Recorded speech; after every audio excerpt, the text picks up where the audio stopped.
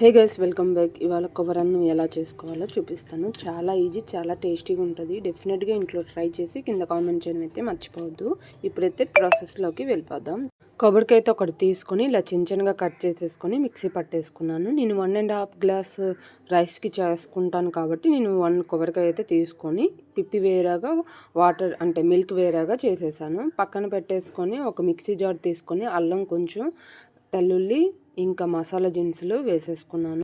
మనం బిర్యానీకి ఎలా వేసుకుంటామో అలానే వేసుకోవాలి. దీంట్లో కొంచెం ఆనియన్ వేసుకొని మిక్సీ పట్టేసుకొని సైడ్కి పెట్టేశాను. ఇప్పుడు స్టవ్ ఆన్ చేసుకొని కుక్కర్ పెట్టుకొని 4 స్పూన్ ఆయిల్ వేసుకున్నాను. ఆవాలు, జీలకర్ర, 2 తేజపత్రి ఆకు వేసుకున్నాను. స్పైసీకి తగ్గట్టు పచ్చిమిర్చి వేసుకున్నాను. ఆనియన్ ఒకటి చిన్నగా కట్ చేసుకుని వేసుకున్నాను. కరివేపాకు కూడా వేసుకొని బాగా గోల్డెన్ కలర్ వచ్చే వరకు ఫ్రై చేసుకున్న తర్వాత కాజు ఒక 50 గ్రామ్స్ లా వేసుకొని కొంచెం బాగా ఫ్రై అయ్యాక ముందుగా రెడీ చేసుకున్న మసాలా కూడా వేసేసుకోవాలి. మీడియం ఫ్లేమ్కి టర్న్ చేసుకొని ఈ మసాలా కొంచెం పచ్చివాసన పోయే వరకు కొంచెం ఫ్రై చేసుకొని ముందుగా రెడీ చేసుకున్న మిల్క్ 3 గ్లాస్ వేసుకున్నాను. నేను 1.5 గ్లాస్కి 3 గ్లాస్ మిల్క్ వేసుకున్నాను. మనం వాటర్ కలుపుకున్న అవుతుంది, కానీ వాటర్ లేకుండా చేసుకుంటేనే దాని టేస్ట్ బాగుంటుంది. మేమైతే ఇలా చేసుకుంటాం. మీరు ఎలా చేసుకుంటారో కూడా కింద కామెంట్ చేసేయండి.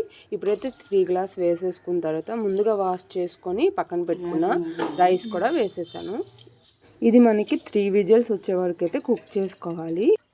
దీంట్లో చాలామంది మనము పిప్పి వేరా చేసాం కదా, అది కూడా కొంచెం వేసుకుంటారు. అక్కడక్కడ తగులితే బాగుంటుందని. మేమైతే వేసుకోలేదు. మీకు ఇష్టం ఉంటే అలా కూడా వేసుకోవచ్చు. దీంట్లో టేస్ట్కి తగ్గట్టు సాల్ట్ వేసుకోవాలి. వేసుకొని కొంచెం బాగా కలిపేసుకొని 1/2 స్పూన్ ఘీ వేసుకోవాలి. ఘీ అనేది ఆప్షనల్, మీకు నచ్చకపోతే స్కిప్ చేసేసుకోవచ్చు. ఒక్కసారి బాగా కలిపేసుకొని మూత పెట్టి 3 విజిల్స్ వచ్చే వరకు కుక్ చేసుకుంటే మనకి టేస్టీ కొబ్బరి అన్నం అయితే రెడీ అయిపోద్ది. చాలా టేస్టీగా ఉంటుంది. ఇంట్లో డెఫినెట్గా ట్రై చేయండి.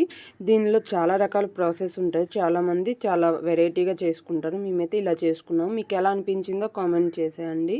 ఒకసారి బాగా కలిపేసుకొని ఆనియన్స్తో తింటే చాలా టేస్టీగా ఉంటుంది. ఆనియన్ నచ్చిపోయిన వాళ్ళు స్కిప్ చేసేసుకోవచ్చు. ఇలా మనం ఆనియన్స్ ఇంకా పచ్చిమిర్చితో గార్నిష్ చేసుకుంటే మనకి కొబ్బరి అన్నం అయితే రెడీ అయిపోద్ది. చాలా టేస్టీగా ఉంటుంది. డెఫినెట్గా ట్రై చేసేయండి. Please subscribe. Thank you.